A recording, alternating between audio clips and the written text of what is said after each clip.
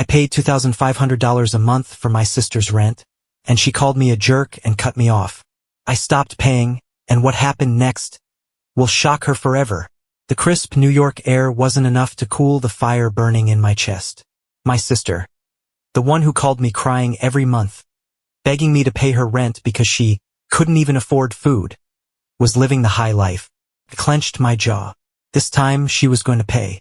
The cold night air of New York had a sharp edge that cut to the bone. I crossed Fifth Avenue with quick strides, my heart pounding. I couldn't shake the unease that had haunted me all day, that nagging voice whispering that something was wrong. For the past 3 years, I had been religiously paying my younger sister Emily's rent, $2,500 a month, a sum I managed to cover with effort, convincing myself I did it for family, for responsibility, for love. I have no money for food, Alex. I can barely pay the electric bill. If I move, I'll be in danger. You're my only support. Her pleas echoed in my mind as I climbed the stairs of her elegant building. I stopped in front of the door, took a deep breath, and rang the doorbell. Silence. I frowned. Tried again. Nothing. A strange sense of dread settled in my stomach. I pulled out my own set of keys, another favor Emily had asked for when she moved in, and unlocked the door. What I saw froze me in place. 2 blonde men, probably tourists, were comfortably seated in my living room. In my damn living room. There were wine glasses on the table, a New York City guidebook open, and backpacks on the floor. One of them smiled at me. "Ah, you must be the owner," he said in English with a thick German accent. "Thank you for letting us stay here. It's a fantastic place." The world seemed to tilt beneath my feet. "Excuse me?" I managed to say, feeling my pulse hammering in my temples. "We booked this Airbnb a week ago. My wife and I love it." Airbnb. The air became dense, suffocating. The words floated around me, but they didn't sink in. With trembling fingers, I reached into my pocket and pulled out my phone. Sweat dampened my palm as I opened the Airbnb app and typed in the address. What appeared on the screen made my throat tighten. Luxury apartment in the heart of New York City, $400 per night. "No," I whispered, but my eyes kept scanning the screen. I scrolled through the listing, seeing every photo, every corner of the apartment. It was my place. The marble table I had personally helped pick out. The designer lamp Emily had insisted on buying. My bed, my sofa, everything. But the worst part was reading the description. A luxurious oasis in New York's most exclusive neighborhood. 24/7 customer service. Perfect for travelers seeking comfort and exclusivity. My heartbeat pounded in my ears. My hands trembled. My fingers gripped the phone so tightly that, for a second, I had the irrational urge to smash it against the wall. Emily had scammed me. She hadn't just lied. She had used me. She had taken advantage of my trust, my love as a brother. She had been draining me of $2,500 a month while making nearly double that renting it out to tourists. "Everything okay?" the tourist asked, noticing my expression. But I didn't answer. My thoughts were colliding, dark and furious. How long has she been deceiving me? How the hell am I going to make her pay for this? How much money has she made behind my back? I closed my eyes for a moment, trying to contain the wave of rage rising in my chest. My fists clenched so tightly that my nails dug into my skin. Emily had no idea that her game was over. I left the apartment without saying a word. That night, New York City shone as brightly as ever. But to me, the city had never looked so filthy. The lights of New York blurred through the windshield as I drove aimlessly. Couldn't go home. Not yet. The fury inside me was a wild animal clawing at my chest, demanding an escape. I pressed the accelerator. I needed to think. Emily had scammed me. This wasn't just about money. It was about betrayal, manipulation, blatant mockery. How long had she been doing this? Since the beginning? Had she been lying the entire time about being broke? I gripped the steering wheel so tightly my knuckles turned white. Don't act impulsively. I knew that. I couldn't just call her and scream. I had to destroy her with intelligence, with precision. I pulled into a 24-hour cafe and took out my phone. The screen still showed the Airbnb listing. I took a deep breath, my fingers icy, and did the first thing that came to mind. I opened Instagram. Emily_Morgan_LuxLife. The first few photos made my stomach turn. Emily on the terrace of the Four Seasons Hotel, New York downtown, holding a glass of champagne, with the Manhattan skyline glowing behind her. Emily at Per Se, posing with an extravagant 3 Michelin star dish. Emily at the pool of the Plaza Hotel, in a bikini, holding a cocktail with the caption, "Work hard, enjoy harder." The irony almost made me laugh. Work hard. I kept scrolling. There were dozens of pictures like these. Emily in designer clothes, Emily with luxury luggage at the airport, Emily dining at the most exclusive spots in New York City. Every single post was a slap in the face. How many of these luxuries did she steal from me? Bile rose in my throat. But the worst came when I opened her story highlights and saw a folder titled, "My Sweet Home." I clicked. The first video showed the apartment I paid for. But it wasn't a home. It was a luxury showroom for tourists. Emily recorded the living room, the kitchen, the view from the balcony. "I worked so hard to get this place, but it was worth it," her voiceover said sweetly. The next video showed a foreign couple smiling at the camera. "Welcome to New York, guys. Hope you enjoy your stay in my apartment." The phone almost slipped from my hands. "Oh my God, Emily," I muttered, feeling my blood boil. I shut my eyes and took a deep breath. This wasn't just a lie anymore. This was a direct insult, a spit in the face. "Alexander, where are you?" 3 dots appeared on the screen. Then, a message. "Emily, at home." Why? I bit my tongue. At home. A lie. I checked the time. 12:23 a.m. I reopened the Airbnb app. My apartment's listing was still up. Status: booked until Saturday. Emily wasn't home. Where the hell is she? Clenching my jaw, I scrolled through her stories until I found what I was looking for. Location: the Plaza Hotel. 2 hours ago, she had posted a story from the hotel's bar, holding a cocktail with the caption, "A toast to the life I deserve." I let out a dry laugh. The life you deserve. We'll see about that. I started the car and pulled away. Emily had no idea what was coming. The engine roared through the silent New York night as I drove toward the Plaza Hotel. My hands were still tight on the wheel, my jaw clenched to the point of pain. My mind wasn't clear. Just one image kept flashing. Emily, raising her glass, toasting to the life she deserved, while I paid her damn rent. No, not anymore. I swerved sharply into Columbus Circle and parked right in front of the Grand Hotel. Stepping out of the car with quick strides, I felt the fury pulsing in my chest with every heartbeat. She had no idea I had found her out. The lobby of the Plaza Hotel was a spectacle of marble and crystal chandeliers. But I couldn't care less. My eyes scanned the room until they landed on her. Emily was at the bar, relaxed, smiling, comfortably settled on a velvet couch with a glass of Dom Perignon in hand. She wasn't alone. Across from her, a suited man was laughing, leaning toward her in a clearly flirtatious manner. He looked like one of those executives who played at being rich with borrowed money.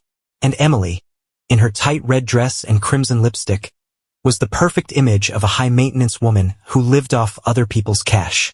A shiver of fury ran up my spine. No more games.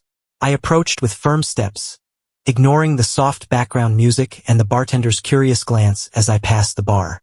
Emily kept laughing, swirling her glass elegantly, until she saw me. The color drained from her face. What are you doing here?" she stammered, setting her glass down on the table. The man beside her glanced at me with curiosity, but I didn't even spare him a look. "Stand up." My voice was low, tense. "Alex, this isn't the time. Stand. Now." Emily blinked, pretending confusion. "Please don't make a scene." "A scene?" I let out a dry laugh and tossed my phone onto the table. The screen still displayed the Airbnb listing, her listing for my apartment. Emily stared at it, and her expression shifted. Panic. "This isn't. Don't take me for a fool." I cut her off, leaning over the table. 3 years. 3 damn years I've been paying your rent while you made money behind my back. 3 years, Emily. The man beside her shifted uncomfortably in his seat. "I think I should leave." "Yes, you should." I snapped, not breaking eye contact with my sister. The guy stood up quickly and walked away without looking back. Emily swallowed hard. Listen, I can explain. I don't want your explanations. I want to know how much money you stole from me. I didn't steal anything, she whispered, glancing around nervously, as if afraid someone might hear. I clenched my fists. Oh, really? Then tell me, where do you sleep when your apartment is booked? Emily looked away. In 5-star hotels, right? With my money. I watched her lick her lips, desperately searching for a believable lie. But there wasn't one. Not this time. How much? I repeated, planting my hands firmly on the table. I want the exact number. Emily clicked her tongue.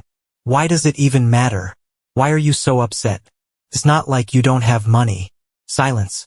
A silence so thick that the only sound was the soft melody of the pianist in the background. I felt heat rising in my chest. There it was. That arrogant attitude. That cheap justification. Emily had never felt guilty. Not once. I leaned in closer, my voice a sharp whisper. Tell me something, Emily. If it didn't matter, why lie? Why pretend you couldn't even pay the electric bill while living like a damn queen? She looked away. Because I knew that if I told you, you'd stop paying for me. I felt a bitter laugh rise in my throat. Unbelievable. You say it like it's nothing. Emily lifted her chin defiantly. Look, Alex, I didn't do anything illegal. You were just naive enough never to ask. Boom. The final blow. A confession disguised as mockery. I stared at her for a long second. Then I let out a dry chuckle. You know what, you're right. Emily blinked, caught off guard. What? You're right. I was a fool. But do you know what's the best thing about realizing something like that?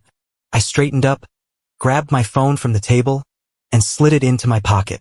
That now I can fix it. I turned and walked out of the hotel without looking back.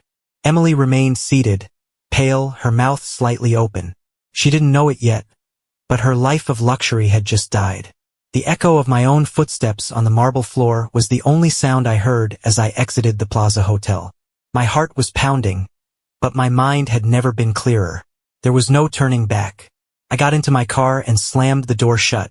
Taking a deep breath, I tried to calm the fury still burning inside me. But I wasn't going to explode. Not this time. I was going to destroy her calmly, with precision. I pulled out my phone and dialed my bank. Good evening. I want to cancel an automatic transfer. Of course, sir. What's the amount? $2,500 per month, I replied coldly. The rent payment for my sister. The operator typed something, followed by a brief silence. Understood, Mr. Morgan. The transfer has been cancelled. Done. The game was over.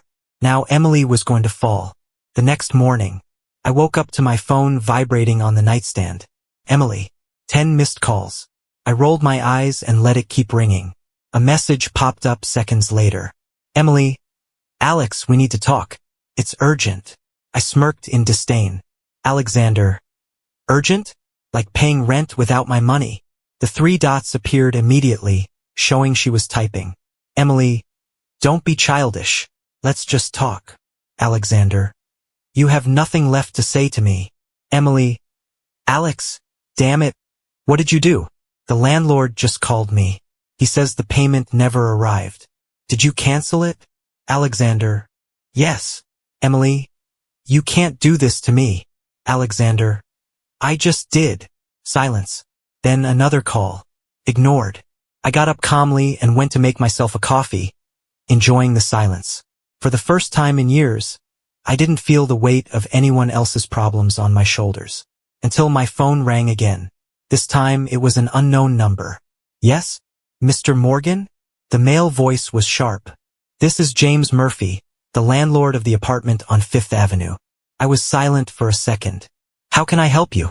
I need to speak with you about your sister. I just found out what she's been doing with my property.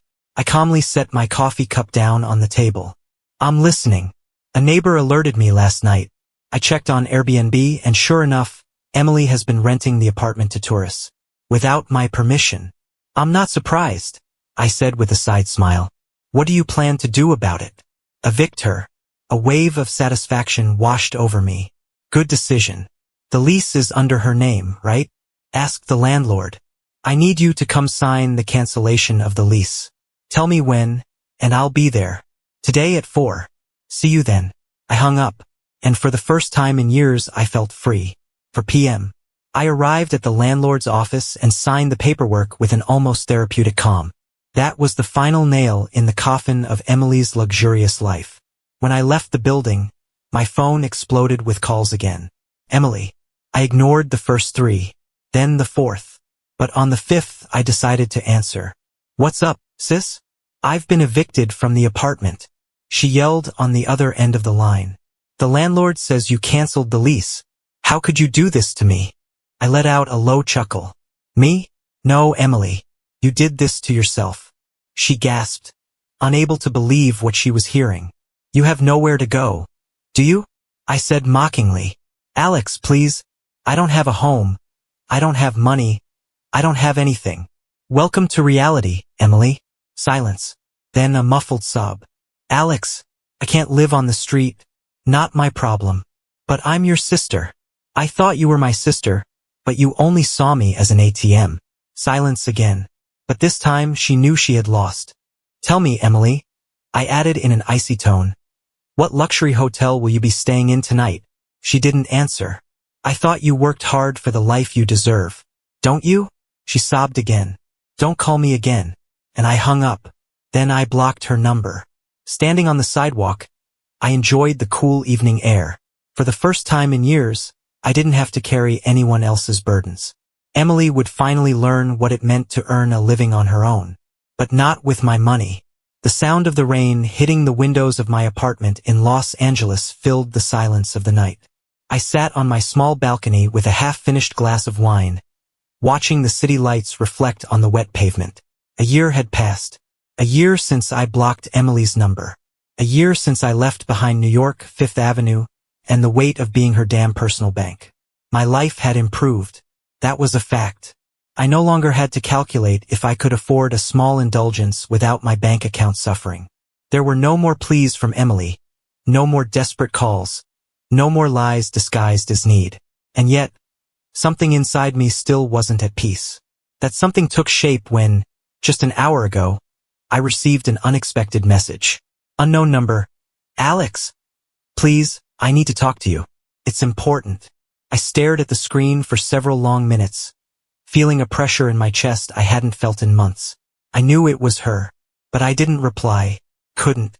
Still, the message remained there, glowing on the screen, refusing to be ignored. Did I really want to ignore it? 3 hours ago. The night in Los Angeles had been calm until an unknown number appeared on my phone screen. Instinct kicked in. I knew immediately. I didn't respond, but the phone rang again, and again. By the 4th ring, I picked up in frustration and slid my finger to answer. What do you want? Silence. Then a nervous breath. Alex. Her voice sounded more fragile than I remembered. Don't hang up, please. I clenched my jaw. My first instinct was to hang up, block her, move on with my life. But something in her tone stopped me. For the first time in years, Emily didn't sound smug. She didn't sound like the woman who thought she was untouchable. She sounded broken. We have nothing to talk about. Yes, we do. She exhaled in a whisper. We've had it all this time, but you never wanted to listen to me. I let out a dry chuckle. Listen to you? After you stole from me? After you lied to my face for years? I know. That simple phrase threw me off. You know? I repeated, frowning. Yes, and I'm sorry. Silence. I rested my elbow on the table, massaging the bridge of my nose. What was I supposed to do with that? Emily, I don't care. I'm in New York, in a horrible hostel in the Bronx. I closed my eyes. Not my problem. I know. Again that I know. But not in a mocking tone. Not in a manipulative tone. Not in the tone I had come to know. I just wanted to tell you that you were right. A chill crawled down my neck. Right about what? About everything. Silence. She took a deep breath. When you let me fall, I thought you'd cave, that you'd come back. I didn't say anything. But you didn't. The wind slammed against my balcony. And I realized I didn't know how to do anything without you. She ran her tongue across her tense lips. I discovered what it really means to be alone. Alex. Not having money. Not having real friends. Not having anywhere to go. I squeezed my eyes shut tightly. This was what I had always wanted, right? For her to understand. For her to pay for what she did. But then, why did my chest feel so heavy? I didn't call you to ask for money. I didn't call you to get me out of here. I swallowed hard. Then what for? To ask you if there's a chance you'll forgive me. A knot tightened in my throat. I don't know. Tell me when you know. And she hung up. Now, on the balcony, the message still glowed on the screen. Alex, please, I need to talk to you. It's important. I closed my eyes. It had been a year since I got my life back. Since I stopped being my sister's puppet. And yet, tonight, sitting under the rain with a half-finished glass of wine, I realized that my story wasn't over. I didn't know what to do. Did Emily deserve a second chance? Or can some betrayals simply never be forgiven? I took a deep breath and slid my finger across the screen. I didn't reply, but I didn't delete the message either. I looked at the reflection of the city lights in my glass and asked myself the question I couldn't answer. What would you do?